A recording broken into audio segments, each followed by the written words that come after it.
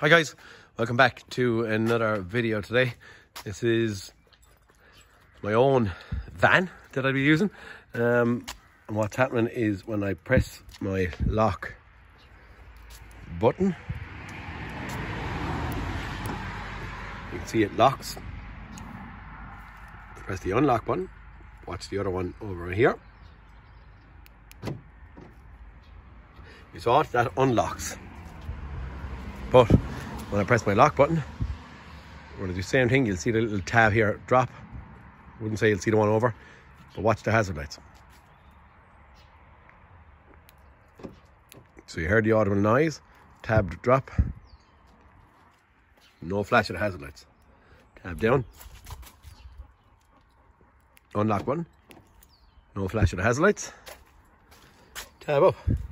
So there is some door not actually locking, as in i.e. the position of it is open, or at least there is no door open, but at least my car or the body control module thinks there's a door open. So it doesn't flash the hazard lights to tell you that everything is locked.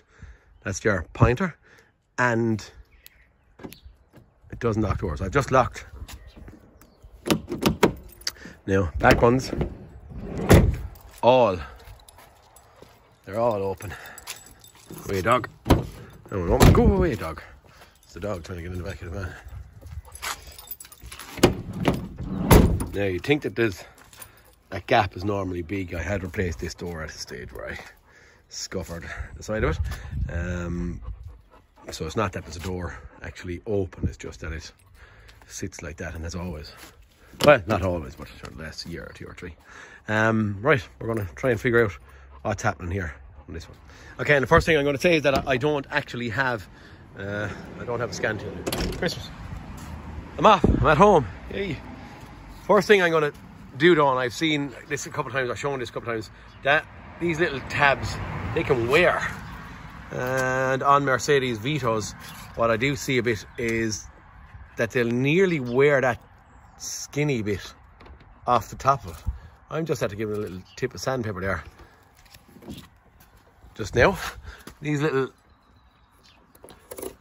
so what would we call it? Would that call that the base plate maybe, because there's nothing moves here. That is going to have a position sensor for our actual position of the door lock. That is situated in this door. We're going to call them like the push pins, will we, or contact pins, or whatever we want to call them. I don't have a name for them, but what I would suggest is we're going to have two for an actuator to move the motor that's inside in the lock back here, and then potentially we're going to have three power ground. I think, and I believe, I don't think we've actually a position sensor. I think we're going to have a power on the ground going to from an older van that I had one of these and I worked on one time. I think we have a LIN bus or some kind of a communication signal coming out of these. But for now, what I'm going to do is I'm just going to clean these, and I'm going to do the same on the far door at the other side, okay? That's just a starting point. We'll give them a little rub and see what happens, just to see. Okay guys, I've cleaned up the little pins, only little tip of the sandpaper as I said. Same here, they're a little bit worn, but there's nothing too queer. That's probably the biggest and most horrible mark that's here. As I said, our car, the B pillar is the B pillar. A pillar is at the front of the door, B pillar is at the back of it. The B pillar is going to have hard wires as far as here, but if these contacts don't get power into that sliding door, well, it ain't going to be able to lock the actual motor that sits back here in our door lock. So we have to have good contact between here and the motor that sits in there. Now, I don't know, I have that stuck in. As I said, I have no scan tool. I just went out and I went to lock my van after going for a walk. I've done the same here, cleaned them up a little bit here, and I couldn't walk into the house. Have my phone. I couldn't walk into my phone, I was going to say. Haven't got my keys. I couldn't walk into the house without it working. But this could be right stupid and right easy, but and very obvious. But we're going to. Ooh. That's right, no scan tool, no nothing, just a little fast click of the button, unlock, hazard lights flash, let us know that it has opened all the doors. We'll lock again. Flash of the hazard lights. That's our little baby tidy clean. Lock. And as I said, I just don't like something not working, and if it doesn't work, I suppose I should fix that then. It says, well, you should fix your dent on the side of it. Nope, all locked. Okay, little fast one, guys, on a Mercedes Vito that remote central locking wouldn't work on. Wasn't locking all the doors and wasn't flashing the hazard lights. Okay, guys, small, stupid.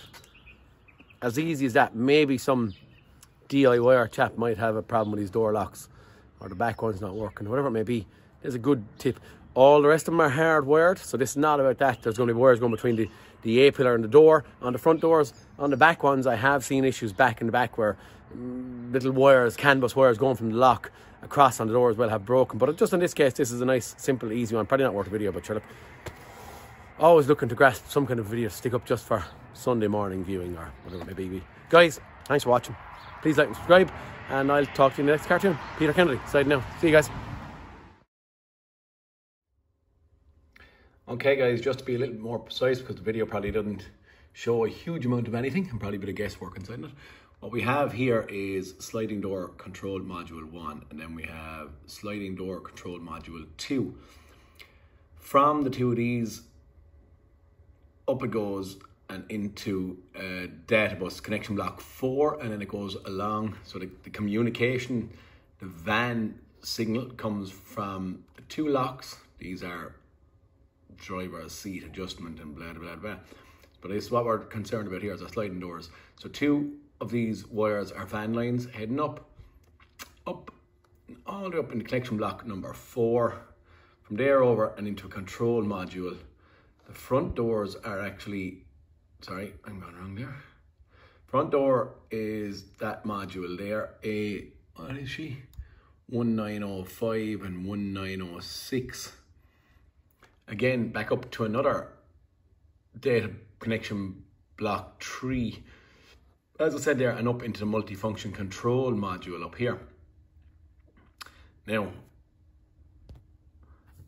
as I said, it's only just pointer. I don't have door lock wiring diagrams, but I just did have this vehicle area network, which is van signal, and I'm just showing you where the control modules go. So of the 5 wires that are on the side of the door, 2 of them are van signal, and the module itself is getting the power. So that actual module is going to be getting the power on the ground, and then that module is going to be getting the power on the ground on the sliding door pins, if that makes any sense. But just to show, it is vehicle area network that these things communicate through. So when it's open, it sends a signal, and when it's closed, it sends a signal. All right, not a standard voltage, not either 5 volts or 2.5 volts or 3 volts or any of this crack. It's a control there, kind of like a CAN bus there. Okay guys, so just to show, 2 sliding doors there, 2 front doors there. I didn't look through to see the back doors. Back doors are somewhere in here, but possibly maybe up the top or something like that. But that's the way they work anyway. So true van signal. So if you're going looking, you need a scope of some sort. All right, just to see your positioning of it. Guys, thanks. Talk to you soon.